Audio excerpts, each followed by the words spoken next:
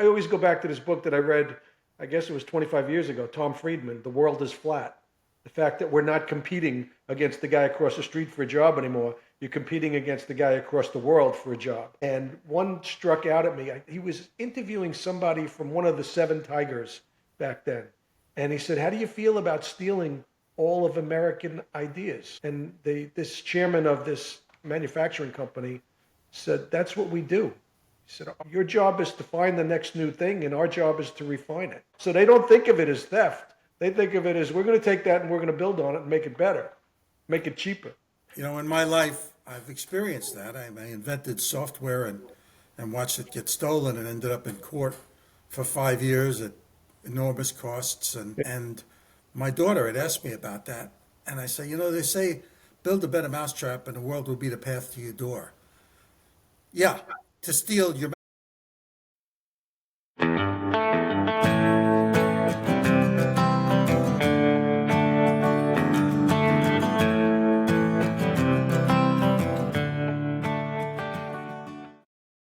Hey everybody, welcome again to Markets and Madness. As you know, this is the place where we talk about the madness that occurs when politics, economics, and personalities all move in different directions. If you're new to the channel, I would say please subscribe.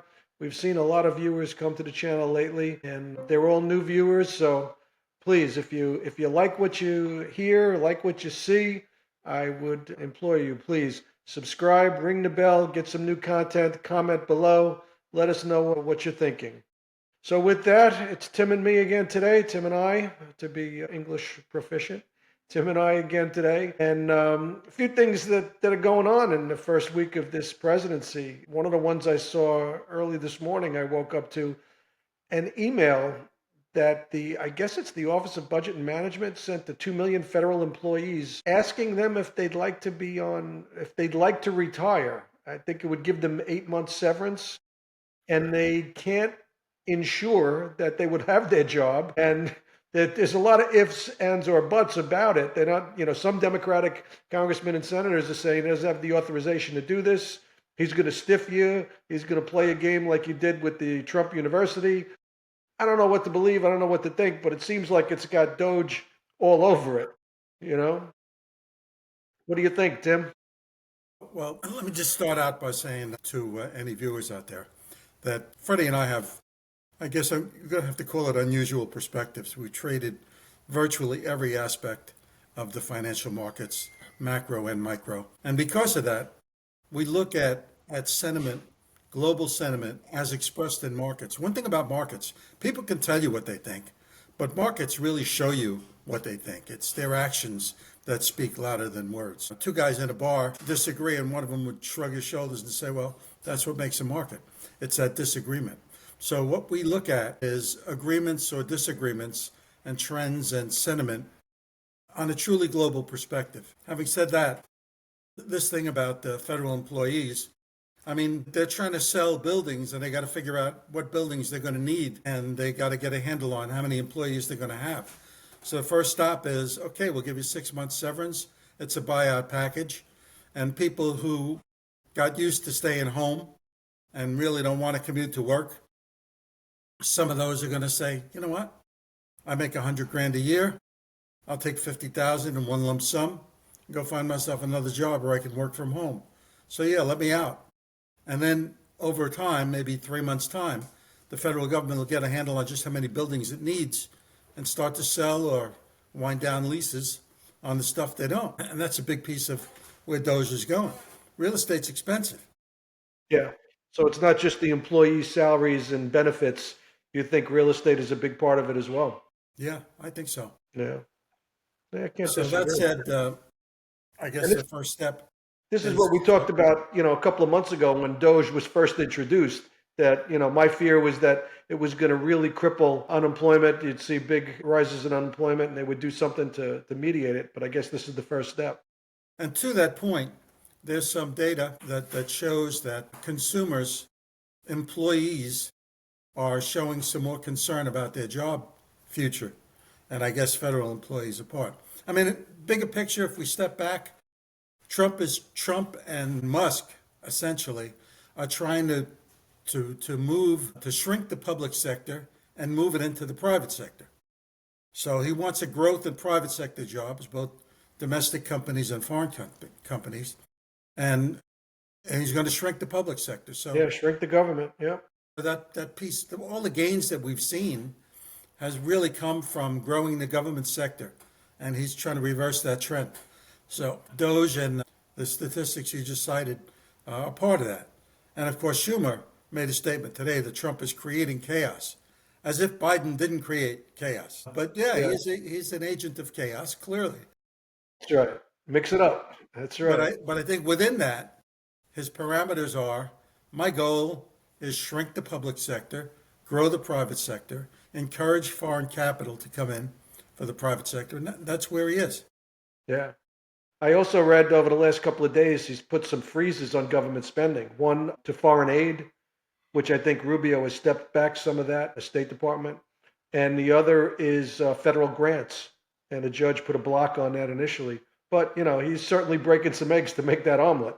Well, He's yeah, I not mean the freeze is a start to say, okay, where's this money going? Who's getting it? And by the way, is it going to line in the pockets of somebody corrupt? And that's where Musk comes in to figure out whether or not the program is going to move on or stay. Rubio said any money that's going to feed children will not be frozen. I mean, he made that point today. Mhm. Whether or not he could carry out on that, I mean, Yeah. there's all kinds of little sub bureaucrats that control, and some of them have different agendas. I mean, certainly from the last Trump administration, there were people that were looking to undermine his efforts, and that's part of this ugly game that is politics. Yeah. Yeah. There was something else I was just going to mention when you talked about Rubio, and it'll come to me. Well, let me drift in here and talk about the shadow banking system. A couple of weeks ago, we had John Mulligan on, who runs models for a very large international bank, global bank, probably one of the top 10 globally. And he made a point that the stress testing in the conventional banking system is much stronger. But I did a little research as to the size of the shadow banking system, which is defined as financial intermediaries who act as banks but are not regulated as banks.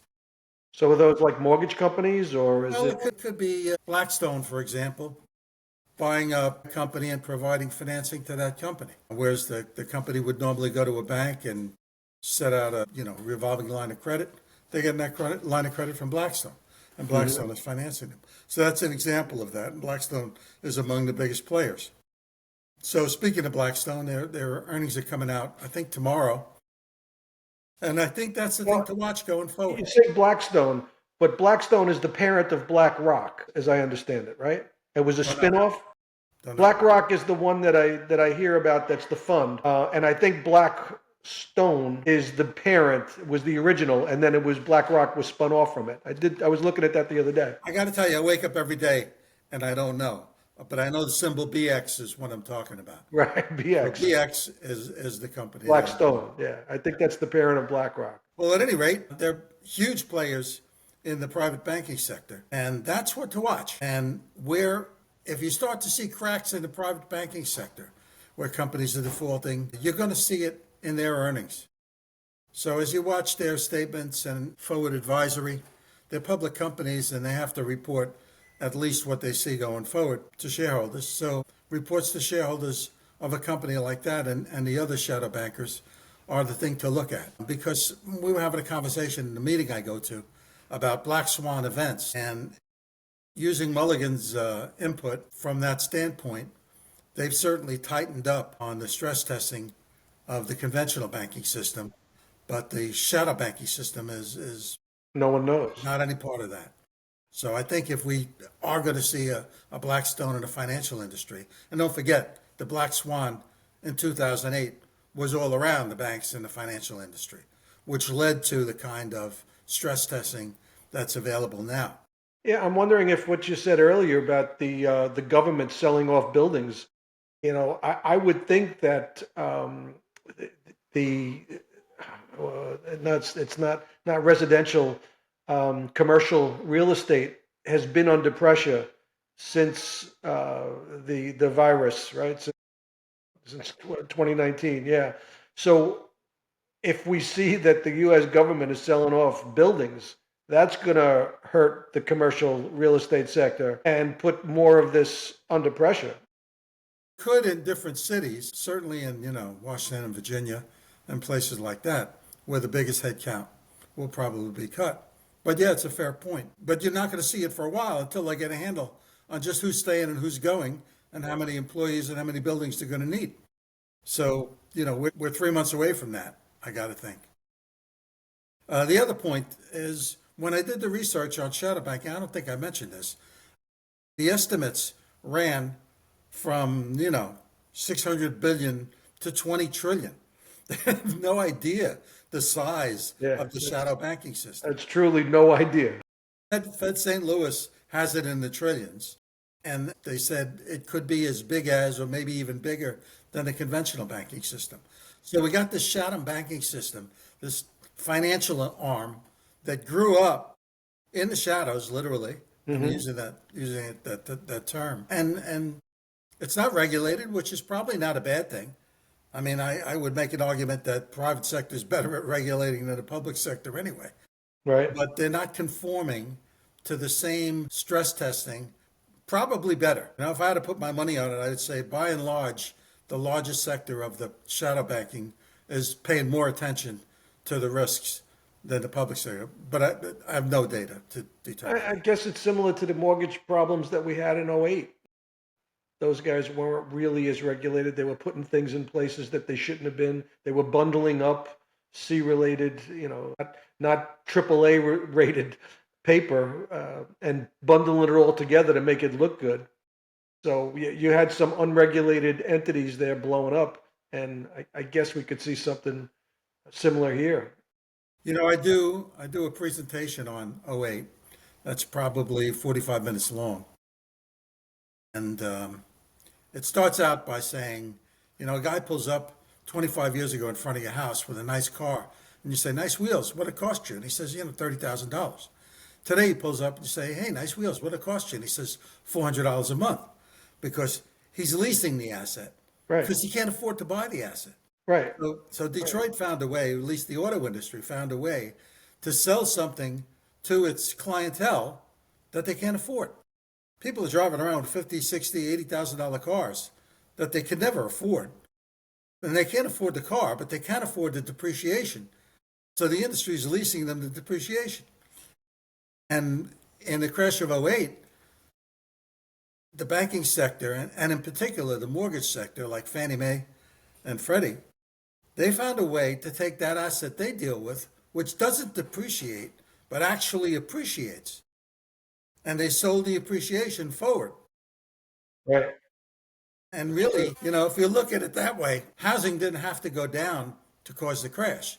It just had to stop going up. Going up. Yeah, Because the appreciation was already built in to the mortgages. Now you don't need 20% down. You need 3% down because it's going to be worth, your equity is going to cover that in 5 years or 3 years. that's right. There's a lot more to that. It's a good presentation. Talk about the other kind of innovations like securitization. I would played into Bundling them that. all up. And some guy in Iceland, a bunch of guys in Iceland buy mortgages in some suburb in Scranton. They have no idea. These guys buy fish, Yeah. normally. They're buying mortgage packages, some development in Scranton, Pennsylvania, they have no idea about. So that was a debacle. And I don't think, even based on what I just said about the shadow bank, I would think the shadow banks are more sophisticated than the people that were buying those mortgages back then. But the people that were buying those mortgages back then with the credit and loans, those were the ones that were. Yeah, everybody chasing yield. Yeah. And now I guess with a 5% um, um, front end money market fund, people don't need to chase yields anymore until we start to see the Fed react. And the way that the governmental agencies and even the politicians were looking at that, I can remember George W. looking at the housing figures are going up. People are buying houses. Home ownership is on the rise. And he's cheering, you know. And look, there's light at the end of the tunnel. And McCain, for what, was there saying, no, no, no, that's a train. That's the light at the end of the tunnel. That's a train coming towards you. That's right. Barney, what's his name, Yeah, from the House, Bonnie Frank. Barney Frank and Chris Dodd, saying, no, if we change the regulation, then the only people that can buy houses are people that can afford them. Wait a minute, what was that? That's right. What an experience. And it led to the '08 crash where everybody's pointing fingers at everybody else. That's right. That's right. What a mess. The years to come back from that. And here we are, 15 years later, Yeah. 17 And years what did it later. take to come back? It took negative interest for a decade, which distorted capital usage all over the place. You get inefficient use of capital when you have negative rates. Yeah, we've certainly lived with that long enough now. And now people had said if the Fed does change policy in such an event that we'd have a crash. And we haven't really seen that crash. The market keeps going up. But I guess that's just a function of inflation, right? These assets just keep inflating, whether Well, it's stocks, bonds, houses. it remains to be seen why the economy didn't react to that massive spike in rates we saw 2 years ago. I'm surprised that GDP ran along, but if you put a gun to my head, I would say that it's a function of growing the public sector. The government just went into more debt, hired more people, paid more people, so the job numbers kept looking good. You follow that to its illogical conclusion, and 100% of the workforce works for the government, and we're all in the army again. Now, you mentioned the Army. One of the things that the new Defense Secretary had said is that he wants a clean audit. And I don't think the Defense Department has had a clean audit that I can remember. They're always missing 40 billion, 50 billion. So that should be interesting to see what comes out of that. Where's that money going? I can tell you, as a former member of the U.S. military myself, they gave me my own shirt with my name on it. I mean, they thought a lot of me. And to say money was well spent was a stretch, really a stretch. I watched part of the podcast, Lex Friedman and Zelensky. Really. I watched the first, I guess, half hour or so. And the first part of it was really discussing what language they were going to speak in. But the first question that Friedman asked him was, a lot of people think that there's a lot of corruption in the money that you're receiving. Zelensky said, we're getting weapons, we're not getting money, and we don't have enough weapons. And I thought to myself, the follow-up question has to be, the corruption is the people that are selling you the weapons paying off the people that are giving A them the money. secondary market problem. Yeah, yeah, it's not you. I understand you're not actually writing the check, but somebody's writing the check, and you're paying twice what you should be paying for that. The other thing, and maybe it's a different point, is the military suffers from the same problem that a third world economy like China was. I mean, China has unlimited human resources that they don't really pay anything to. I mean, they got slave labor, they got kids working, so when you have a model like that, your labor costs are minor. So rather than advance technologically and use efficiencies, you throw more people at it because they're cheap. It's like building a pyramid. Could they have built a pyramid without slave labor? If they had to pay those guys to drag those bricks, there'd be no pyramids. That would be a swimming pool. You talk about the amount of people in China. I remember there was a basketball player played in the NBA, Yao Ming. He was like Yeah, I remember. 7'4". He could run like a deer. He was strong. He was tall. And I remember one of the scouts saying, "He's one in a million, and there's 1,000 of them in China." Do you think about how vast? Haven't been there several times. It's a crazy place. Mainland China, not Hong Kong, but mainland China. I was there in 1987. So that's 38 years ago, 40 years ago. What struck me when I went to Beijing in 1987 was I was looking at 50 years spanning ahead of me. There were steam shovels and people in bicycles carrying what we would put in a step-in van, just lumber. And it was like, okay, that's 1930, and there's a bus from 1945, and there's a car from 1950, and the whole century was laying there before me. I'm sure that's all changed now, and they've advanced technologically. Yeah, I mean, I've been to a number of cities throughout mainland China, and the building, you go to these cities that, you may have never heard of, and they're enormous cities and Here's a buildings. question I've been wanting to ask you because you got a foot in the technological world, certainly more than I do. I think that something the Trump administration is going to pursue is tightening up intellectual property laws and theft of our intellectual property. And that's probably the main driver of the Chinese technology sector. Do you have any thoughts on how that's going to unfold? No, but I think you're right. I think that's been a main point of contention. And I always go back to this book that I read, I guess it was 25 years ago, Tom Friedman, The World is Flat. The fact that we're not competing against the guy across the street for a job anymore. You're competing against the guy across the world for a job. And one struck out at me. He was interviewing somebody from one of the seven tigers back then. And he said, "How do you feel about stealing all of American ideas?" And this chairman of this manufacturing company said, "That's what we do." He said, "Your job is to find the next new thing, and our job is to refine it." So they don't think of it as theft. They think of it as, we're going to take that and we're going to build on it and make it better, make it cheaper. You know, in my life, I've experienced that. I invented software and watched it get stolen and ended up in court for 5 years at enormous costs. And my daughter had asked me about that. And I say, you know, they say build a better mousetrap and the world will be the path to your door. Yeah, to steal your mousetrap. That's right. That's why they build a path to your door. That's And right. and now we've advanced to a point where governments exist specifically to do that. So our IP laws are something that you have to watch very carefully over the next few years. And I don't know how you could get your arms around that. It's technology. Well, I've been reading up about DeepSeek over the last 24 hours about some of the things that came up.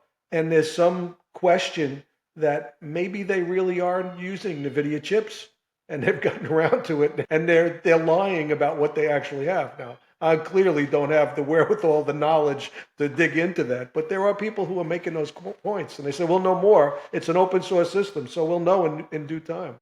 Yeah. Yeah, I guess so. Yeah, there are a couple of things from the market. Trump announced that he wants to create an iron dome around the U.S. So I went out and I took a position in Raytheon. And this is not advisory. We're not an advisory site. Hold your Right. horses. Right. This is not a recommendation. I'm just telling you what I did. So I think there's that, and I think cyber technology.